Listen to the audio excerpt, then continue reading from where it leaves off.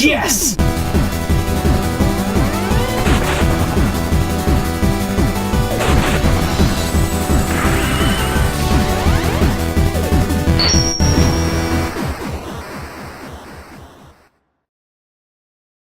Mother the Third! Hey everyone, welcome back to Sequels Month the Sequel, right here on The Completionist. Last week, we reviewed the 3DS remake of Majora's Mask after reviewing the original version last year, and this week we're doing the sequel to the game that came right after it, Earthbound. Huge special thanks to Kyle Greentrainer for the reproduction card too. Couldn't have done this without you, man, and also hello. Hi. I'm here. Good. Yes. Welcome. Welcome. Yes. Heck yeah, you're here, Alex. Alex and I just completed this game on our channel, Super Beard Bros, and now we're here to share our thoughts on it as well, because I think it's literally one of our favorite games of all time. Yes, ladies and gentlemen, the one and only Mother 3. Please enjoy.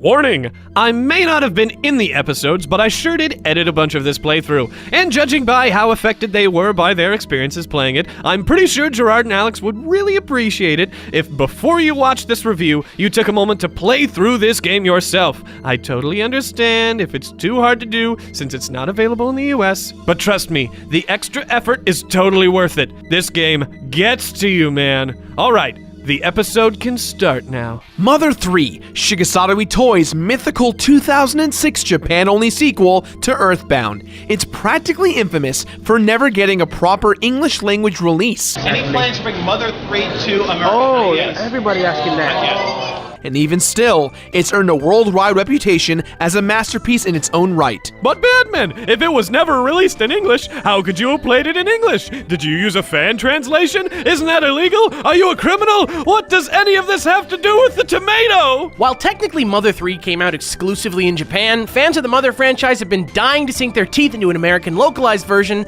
and some people have made that dream a reality. As far as using the fan translation is concerned, the emulator patch required to play the game in English was the result of work by dozens of experienced volunteer translators working under Clyde Tomato Mandolin.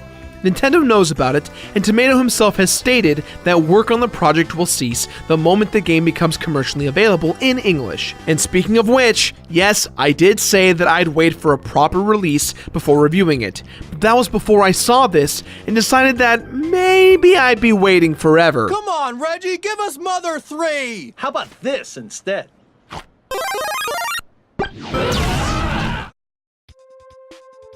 Mother 3's story takes place over 8 chapters in a simple land known as the Nowhere Islands, where money doesn't exist and everyone lives in harmony with the land and each other. Chapter 1 puts you in control of Flint, father to a couple of scamp brothers named Lucas and Klaus, and husband to Hinoa, a beautiful and caring mother. His family goes missing on their way back from his father-in-law's house, just as a bunch of bizarre pig mask-wearing henchmen appear in the woods. When his wife turns up dead, his life is turned on its head. Klaus goes missing, and it's up to Flint to try and save him. Meanwhile, in the second chapter, Duster, the lovable, limping apprentice thief, breaks into a castle with his own father to try and find a very important-looking egg, and briefly meets the tomboy princess Kumatora before they're all washed away by an enormous flood. Then we meet up with Salsa, the little monkey slave of an awful man named Facade, who seems to be one of the leaders of the Pig Masks. Salsa finally escapes to be with his wife, but on his way runs into Kumatora, and finally, Lucas, who saves them both from the clutches of the Pig Mask army. Fast forward a few years, and the Pig Mask influence has begun modernizing the world. People become greedy, trying to buy happiness via happy boxes from the Pig Masks and their fiendish Pig King Porky. Porky, huh? That sure sounds a lot like Pokey from Earthbound, doesn't it? Almost like, I don't know, maybe he was meant to be named Porky the whole time, and the team that originally localized the first game kinda botched it? Maybe so, but in either case, this is the world that Lucas enters as the game's main character. Along with Kumatora, Duster, and his faithful dog Boney, Lucas resolves to hunt down the egg, and with the help of an awesome and ambiguously genderqueer race of mages known as Magypsies, he gains psychic powers and learns of a sleeping dragon that lives under the world and also carries with it the power to save or destroy the planet. Porky wants to awaken the sleeping dragon so that he can wipe out the entire planet. The 7 needles are guarded by the 7 Magypsies. If the needles are pulled with someone pure of heart, then the world will be saved and reborn. If the needles are pulled by someone of evil heart, the dragon will obliterate the world. 6 of the 7 Magypsies are in defense of saving the world. However, the 7th Magypsy, who's gone evil, has set all of these events in motion. And soon, the race is on as we are introduced to the masked man who works for Porky and Facade. Lucas and company must race around the world, pulling as many needles as he can before the masked man does, thereby gaining control of the dragon for Porky. So our plot, essentially, has Lucas and company on the quest to awaken the dragon with Lucas's pure heart. Obviously, this game uses the theme of mothers in a much more visceral way than Earthbound. I can't imagine there's anyone out there who wasn't affected by Hinawa's death. I know personally I lost my mom a few years ago, and I instantly magnetized myself to this game, and I was in it every step of the way. And the interesting way of losing Hinawa, or your own mother, is juxtaposed with Mother Earth becoming impure, but in reality, more than anything else, the main theme of Mother 3 has to do with the fungibility of happiness and morality. Fungibility? What's that? Some kind of mushroom?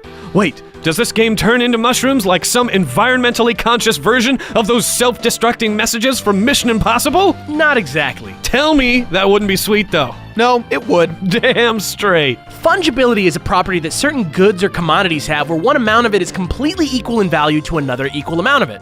For example, money or a packaged product like a box of cereal are totally fungible.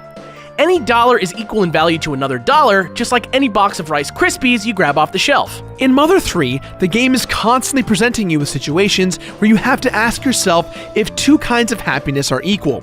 For example, at one point, everyone in Lucas's town is happy because everyone loves each other and nothing ever really goes wrong. Later, once Porky introduces money and greed, citizens instead resort to buying these weird happy boxes that don't do anything but sit in your house and symbolize your apparent happiness. And what about Porky's warped morals? He literally fuses animals together with machines and other animals, but he does it simply because he's bored. It seems objectively evil at first, but it's not quite that simple because to Porky, who's been alive for a long time and seen the entirety of time and space for what it is, everything seems so inconsequential. And really, who can actually say he's wrong? Wow. Okay, maybe this game is kind of super good. And really, there's so much more to talk about too, like how Shigesato Itoi himself describes the uncomfortable beauty of the fused chimeras, and a focus on human physiology through the Magypsies, and the puberty or menstruation-like way you learn about your new psychic powers. But this is a completionist video, dang it! Not an in-depth critical analysis! Let's just agree the game is beautiful and has many ogre-like layers, and let's keep this train a-moving.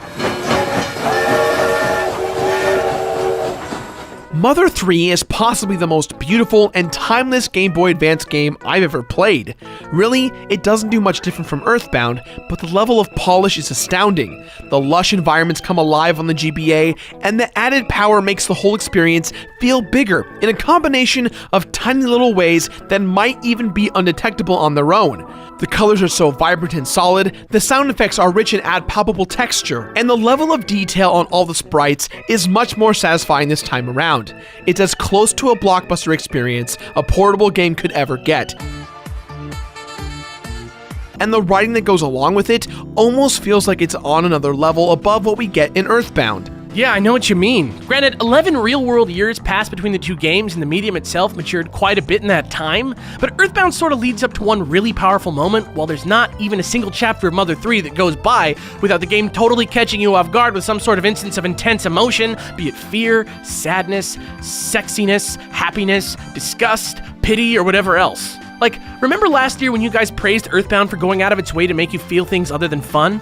Mother 3's like that too, but I'd say that in this game, the other emotional experiences might even actually outweigh the fun. It leaves you with an experience that's more like reading a modern adult novel or catching a particularly lighthearted Oscar pick at the movies. I feel that too, and you know what? I know it's scandalous, but I'd almost say that because of these heavier themes, and because a larger range of emotions was required, the music Shogo Sakai composed for this game actually outperforms the original Earthbound soundtrack, at least in terms of fitting the mood and emotions of the game. The Magypsy themes are particularly enjoyable standouts, and if you haven't heard the Water's Great Hot Spring Healing song, just sit back, relax, and groove with me for a second.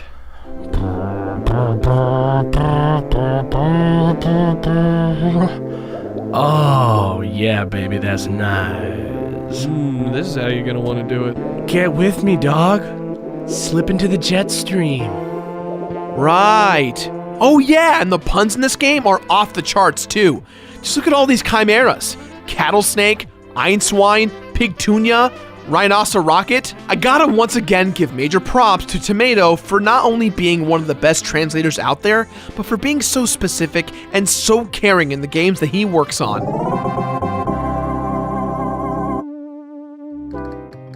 Just like the presentation, the gameplay in Mother 3 is largely similar to what you see in Earthbound, but with a few key additions that make it a little more fun, convenient, and interesting. Take, for instance, the run command. The original Earthbound didn't have a run button, which sometimes made it hard to navigate around the enemies that appear on the world map. Mother 3 adds running, but rather than it being hold to toggle on or off, it better simulates the actual act of running a little by asking you to hold down the run button to crouch into a running stance, and then locking you into the run when you let go until you run into something. Run into certain people, creatures, and items, and sometimes unique things can happen. It makes what most games take for granted into a fun feature that gives the player a little added agency. It's nice. Battles have been spruced up a little too, with the addition of a rhythm-based combo system.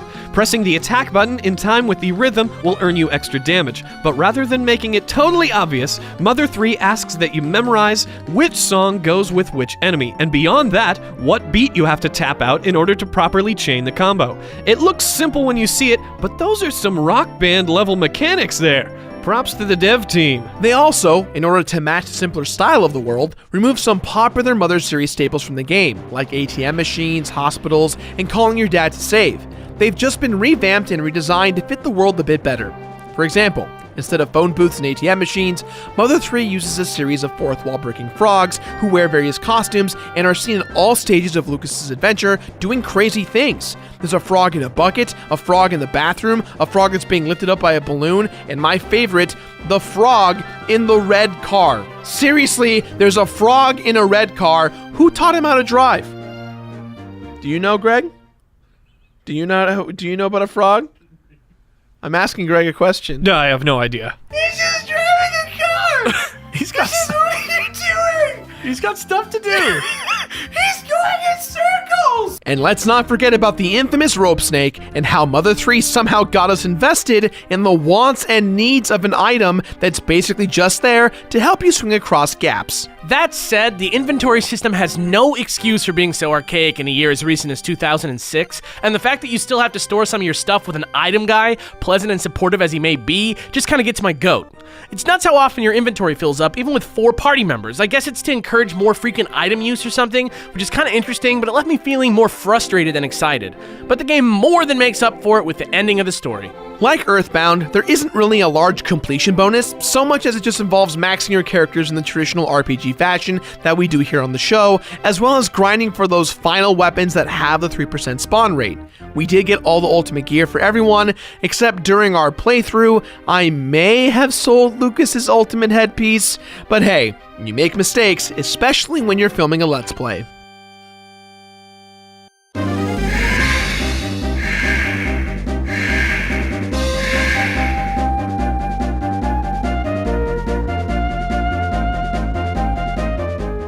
So the jig is finally up. Your needle pulling adventure is all done, save for the last needle, and the final fight goes down at the top of Empire Porky Building, a giant tower smack dab in the middle of New Pork City, King Porky's depressingly modern and apocalyptic utopia. We learned that a long time ago, the world as we know it ended, and that the few survivors were all stuck together on a white ship.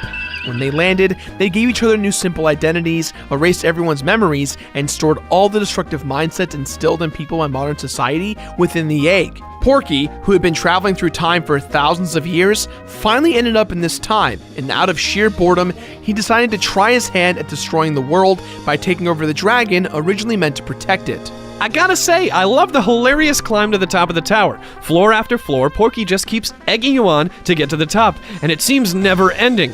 I also really appreciate the segment where you coast by all of Porky's prized possessions to see a lot of familiar faces, statues, and icons from Earthbound.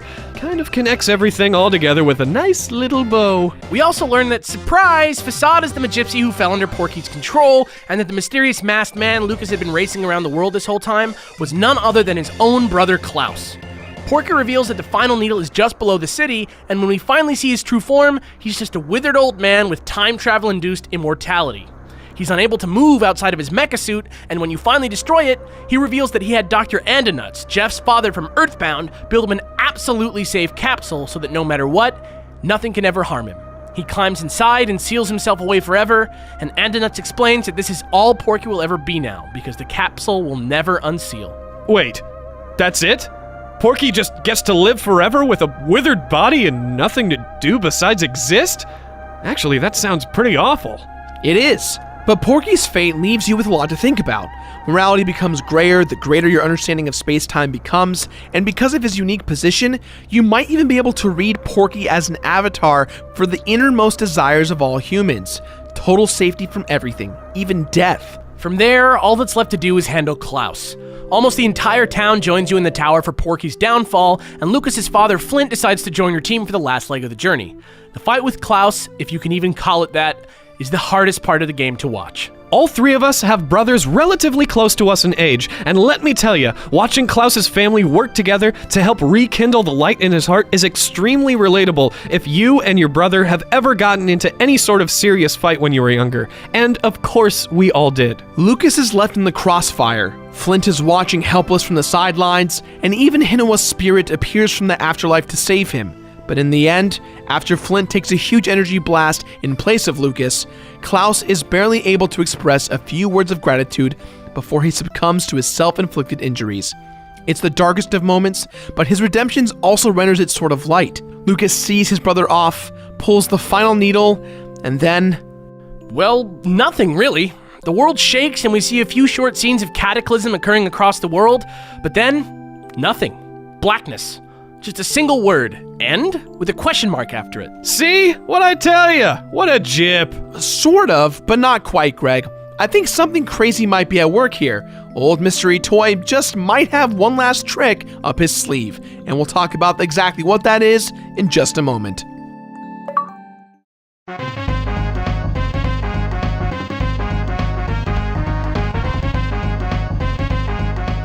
So the needle is pulled and we're at the end screen, so what's this? Why can you seemingly walk around in this pitch black end room? Everyone's here and they all want you to know they're all right, but no one's really specific on exactly how everything turned out. What's the deal? Psh, Itoy probably just didn't know what to do and just gave up. Psh, Itoy. Maybe, but I think it might really have to do with that fungibility of happiness we were talking about earlier. I think the epilogue of Mother 3 is asking a question. If you don't get to play it, and this is where the story ends, is one happy ending really any better than another? The characters don't actually have real lives, so it doesn't really matter exactly how their fictional account plays out, right? Games are unique because they're an interactive world that usually ends before many of the characters die, and oftentimes many of these games don't even get sequels. So what happens to the characters? Mother 3 says it doesn't matter, as long as we know everything's fine, and that's precisely what it gives us, and not a single thing more. Sure, it's not the best completion bonus ever, but it's probably the most unique. As far as more traditional completionist fare is concerned, there's not a huge amount of stuff to do besides leveling everyone up as high as they go and grinding a few specific creatures for a few ultimate weapon type rewards, but even that isn't really confirmed to be a real thing in the game. As we just heard, it's really more about enjoying the journey than reveling in your victory after it ends. To be fair, for optimizing our playthrough, we were graciously given the Mother 3 handbook made by Fangamer. Big shout out to them for letting us use it to help with our playthrough, and they just announced they're making a new one for Earthbound, which is very exciting.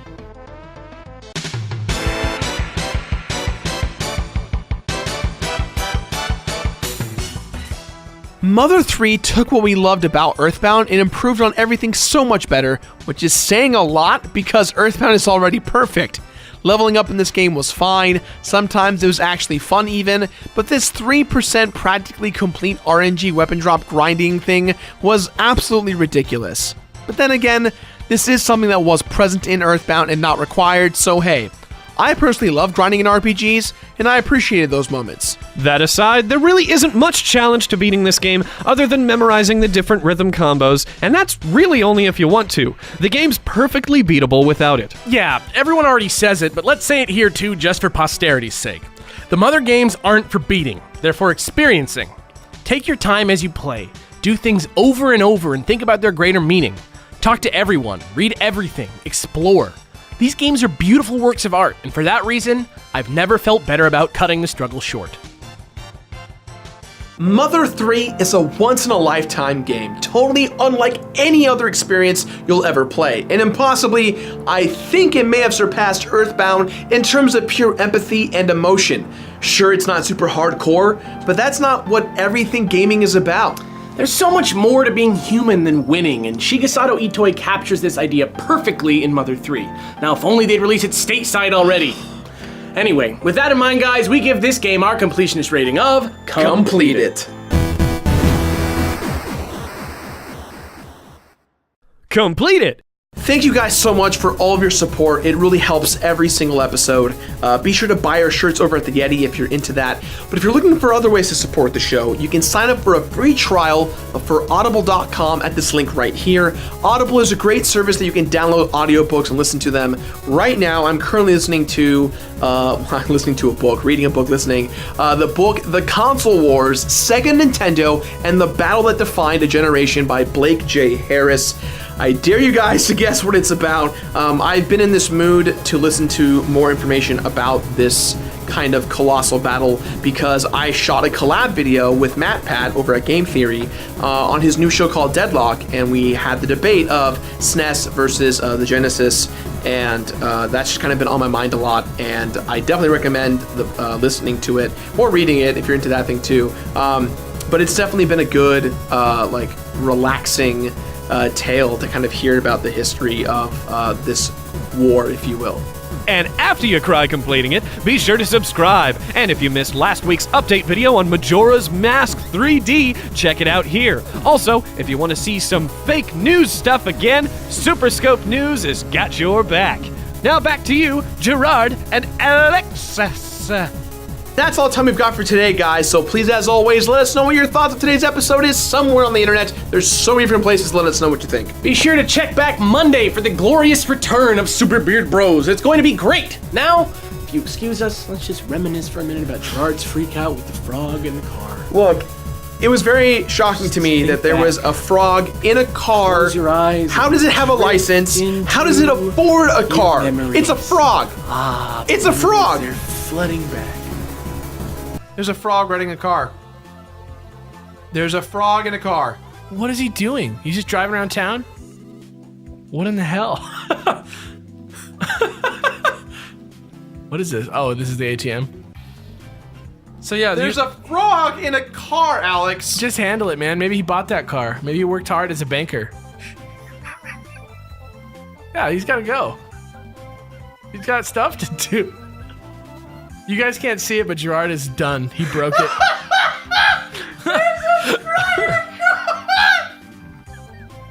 We lost him, you guys. He's just driving a car! He's got What are you doing? he's got stuff to do. He's going in circles! He's probably got a family to feed. His job is to save the game and take my money, but instead, he's driving a toy car. Hey, but if he can do it with the wind in his hair, more power to him. Okay. I'm sorry. I'm back again. I'm sorry. That's so good.